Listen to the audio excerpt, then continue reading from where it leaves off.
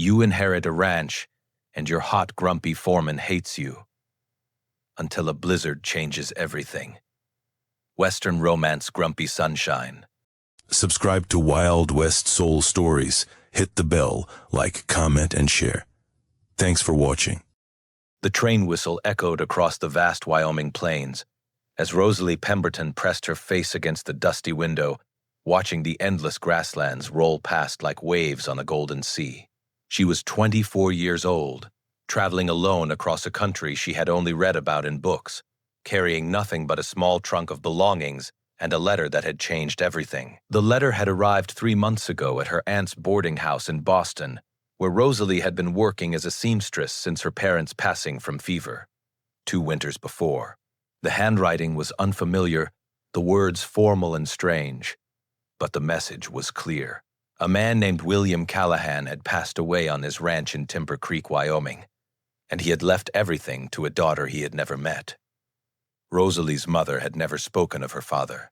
She had raised Rosalie alone, working her fingers raw as a laundress, never explaining why there was no man in their small apartment, never answering questions about where Rosalie had come from. It was only after her mother's death that Rosalie had found the bundle of letters hidden in an old hat box. Letters from a young cowboy who had loved a city girl and lost her to circumstances neither could control. Now that cowboy was gone too, and Rosalie was traveling to claim a life she had never known existed. The train slowed as it approached Timber Creek, a town so small it barely warranted a stop on the railroad line. Rosalie gathered her belongings with trembling hands, smoothed down her navy traveling dress, and stepped onto the wooden platform. The air hit her first, clean and sharp, carrying the scent of pine from the distant mountains and something earthier, something alive. She had never breathed air like this in Boston, where everything smelled of coal smoke and crowded streets. Here the sky stretched so wide and blue that she felt dizzy looking up at it. The platform was nearly empty. A few men loaded cargo onto a waiting wagon. An elderly woman sat on a bench, knitting something from rough brown yarn. And standing apart from everyone else, leaning against a wooden post with his arms crossed over his chest, was a man who looked like he had grown straight out of the Wyoming soil. He was tall, over 6 feet, with shoulders broad enough to block out the sun. His hair was the color of dark wheat, worn slightly long, curling at the collar of his worn leather jacket. His face was weathered from years of sun and wind, with a strong jaw covered in golden stubble, and eyes so intensely blue they seemed to hold pieces of the sky itself. Those eyes were fixed directly on her. Rosalie felt her cheeks flush as she looked away, focusing on retrieving her trunk from the baggage car. She struggled with its weight, her arms straining as she tried to drag it toward the edge of the platform. A shadow fell over her, and then a large hand reached past her shoulder and lifted the trunk as easily as if it were filled with feathers. She looked up into those blue eyes, now only inches from her own. His voice was deep and rough, like gravel rolling down a mountainside. "You would be Miss Pemberton." Rosalie nodded, suddenly unable to find her words. The man studied her face for a long moment, something flickering in his expression that she could not read. Finally, he gave a small nod of his own. "I am Nathaniel Cross. I was your father's foreman. I manage the Callahan Ranch now." He turned and carried her trunk toward a wagon waiting at the edge of the platform. Rosalie had to hurry to keep up with his long strides, her city shoes slipping on the rough wooden boards. The wagon was practical and worn, pulled by 2 sturdy brown horses that nickered softly as Nathaniel approached. He loaded her trunk into the back, then turned and offered her his hand to help her up onto the seat. His palm was rough with calluses, his fingers warm and strong as they closed around hers. Rosalie felt something spark through her at the contact, a strange electric awareness that made her breath catch. She climbed up quickly, settling onto the wooden seat and folding her hands tightly in her lap. Nathaniel climbed up beside her and took the reins. He clicked his tongue, and the horses began to move, carrying them away from the tiny town and into the vast openness of the Wyoming countryside. They rode in silence for nearly an hour. Rosalie stole glances at the man beside her, trying to understand him. His face revealed nothing. His eyes remained fixed on the road ahead. His hands held the reins with easy competence, guiding the horses around ruts and rocks with barely a thought. Finally, she gathered her courage enough to speak. "How long did you work for my father?" Nathaniel did not look at her when he answered. 12 years, since I was 18. Rosalie did the arithmetic quickly. That made him 30 years old, 6 years older than herself. You must have known him well. Something shifted in his jaw, a tightening that suggested emotion held carefully in check. Better than most. He was a good man. Hard-working, honest. He paused, and when he spoke again, his voice was quieter. He talked about you sometimes, wondered what you looked like, whether you were happy. Tears pricked at Rosalie's eyes. The father she had never known had thought about her, had wondered about her, had cared enough to leave her everything he had built. She blinked the tears away and looked out at the passing landscape. I wish I had known him. Nathaniel finally turned to look at her, and something in his blue eyes softened almost imperceptibly. He wished that too. The Callahan Ranch appeared on the horizon as the sun began its descent toward the mountains. It was larger than Rosalie had expected, with a 2-story wooden house, a massive red barn, and several smaller outbuildings scattered across the property. Cattle dotted the distant hills, their lowing carrying on the evening breeze. It was beautiful. It was overwhelming. It was hers. Nathaniel helped her down from the wagon and carried her trunk inside the house. The interior was simple but comfortable, with sturdy furniture and colorful quilts, and a large stone fireplace that dominated the main room. Photographs lined the mantel, images of cattle drives and mountain vistas, and a man with kind eyes and Rosalie's own stubborn chin. Her father. She had his chin. The thought made her want to laugh and cry at the same time. Nathaniel showed her to a bedroom upstairs, explaining that the housekeeper, Mrs. Patterson, would arrive in the morning to help her settle in. He would be staying in the foreman's cabin near the barn, as he always had. If she needed anything during the night, she could ring the bell on the back porch. He paused at the bedroom door, his large frame filling the entrance. "Miss Pemberton," she turned to face him. His voice was low and serious. "This land is not easy. The winters are harsh. The work is constant. Some people from the city come out here thinking it will be romantic, and they leave broken within a year." His blue eyes held hers. "If you want to sell the ranch, I can help you find a buyer. There would be no sham. It." Rosalie straightened her spine, lifting her chin in that stubborn way she had apparently inherited. "Mr. Cross, I have never had anything that was truly mine. I have worked for other people my entire life. This ranch may be hard, but it is mine, and I intend to keep it. Surprise, perhaps, or maybe respect." He gave a single nod, touched the brim of his hat, and disappeared down the stairs. That night, Rosalie lay in her father's house, listening to the unfamiliar sounds of the Wyoming wilderness, and felt something she had not felt in years. Hope. The weeks that followed were the hardest of Rosalie's life. She learned to wake before dawn, to prepare simple meals over a temperamental stove, to understand the complex operations of a working cattle ranch. Mrs. Patterson, a cheerful widow with steel-gray hair and endless patience, taught her to preserve vegetables and mend fences and recognize the signs of an approaching storm. But it was Nathaniel who taught her about the land itself. He rode with her across every acre of the Callahan property, showing her where the creek flooded in spring, where the cattle liked to shelter during blizzards, where the fence lines needed constant repair.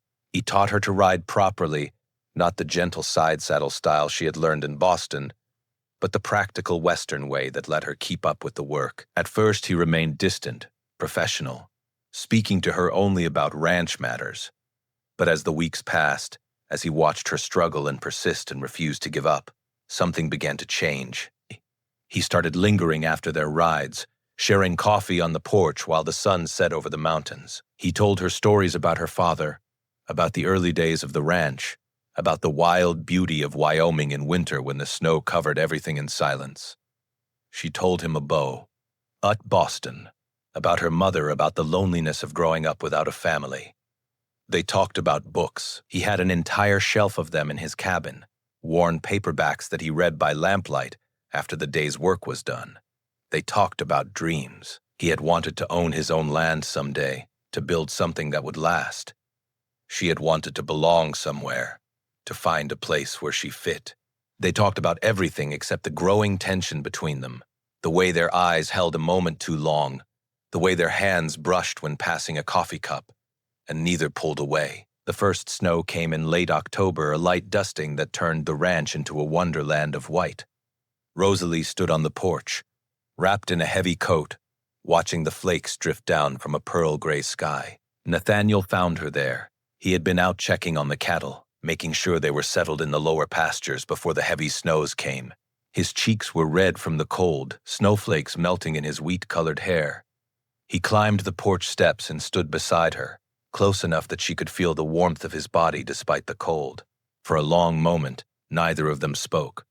Then Nathaniel said quietly, "You should know something." His jaw was tight, his blue eyes fixed on the distant mountains. He continued, his voice rough. "When I first heard you were coming, I resented you. This ranch was the only home I had ever known. Your father was the closest thing I had to family, and then some stranger from the city was going to come and take it all away." He paused. "I expected you to sell within a month." Rosalie waited, her heart beating faster. Nathaniel finally turned to face her. The vulnerability in his eyes stole her breath. "I was wrong about you. You are the strongest woman I have ever known. You have worked harder than any ranch hand I have ever hired. You have earned every acre of this land." She felt tears threatening again. "Nathaniel," he shook his head slightly, stopping her. "Let me finish. Please." He took a deep breath. "These past months, watching you, working beside you, I have felt things I never expected to feel again. I tried to ignore it. I told myself it was inappropriate. You are my employer. You are new to this life. You deserve someone better than a poor foreman with nothing to offer." Rosalie stepped closer to him. "You have everything to offer." His eyes searched her face, hope and doubt, warring in their blue depths. Rosalie. It was the first time he had used her given name.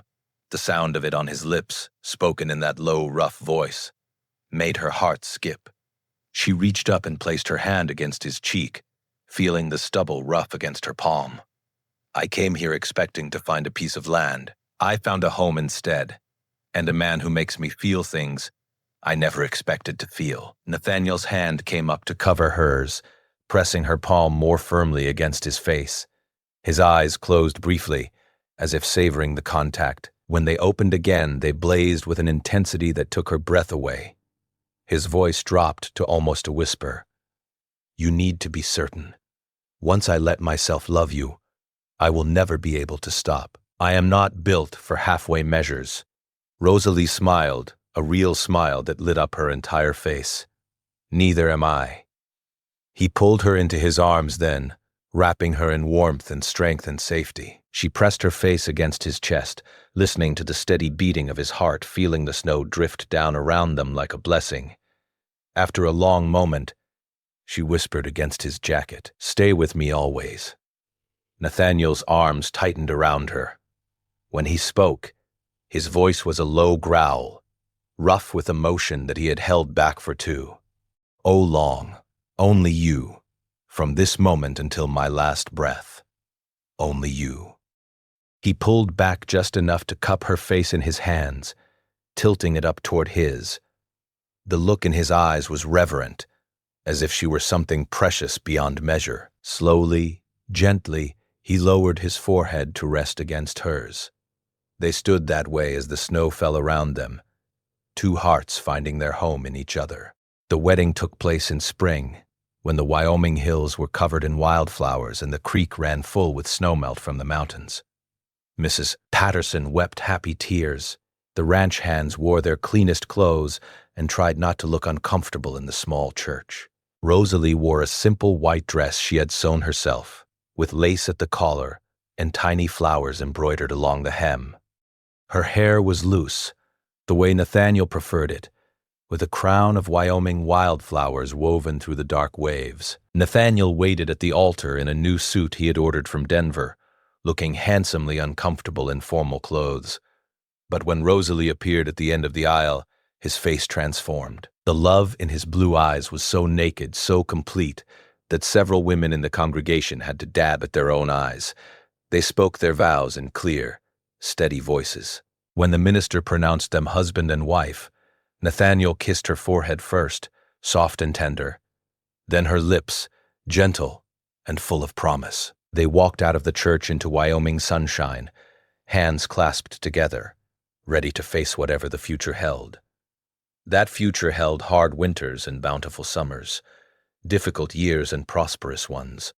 It held 3 children who grew up knowing the land and loving it the way their parents did. It held laughter around the dinner table and quiet evenings on the porch, watching the sun set over the mountains. 20 years after that snowy day on the porch, Rosalie stood in the same spot, her hair now streaked with silver, her hands still strong from years of ranch work. The house had grown, with additions for the children and grandchildren who visited every summer. The herd had doubled. The land had flourished. Nathaniel came up behind her, wrapping his arms around her waist the way he had done 1,000 times before. His hair was more gray than wheat now, his face more weathered, but his blue eyes still held the same intensity that had captured her heart in that first moment on the train platform. She leaned back against him, feeling the steady rhythm of his heart against her back. "Do you ever wonder what would have happened if I had listened to you, if I had sold the ranch and gone back to Boston?"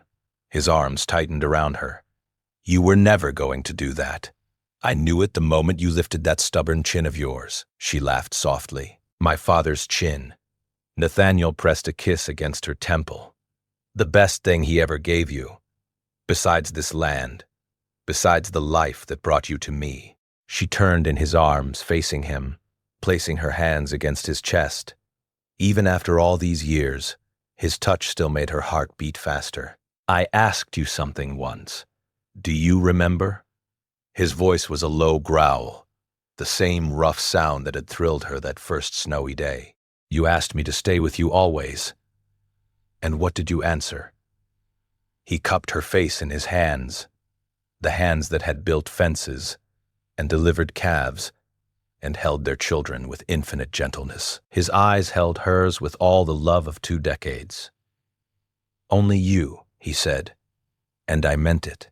Every day since, every day to come, only you." The sun set over the mountains, painting the sky in shades of gold and rose. The ranch stretched around them, a testament to hard work and determination, and love that had grown stronger with every passing year. And Rosalie Callahan Cross, who had once been a lonely seamstress with nothing to call her own, stood in the embrace of the man who had claimed her heart, knowing that she had found what she had been searching for her entire life. Home, family, love, always and forever, only you. The end.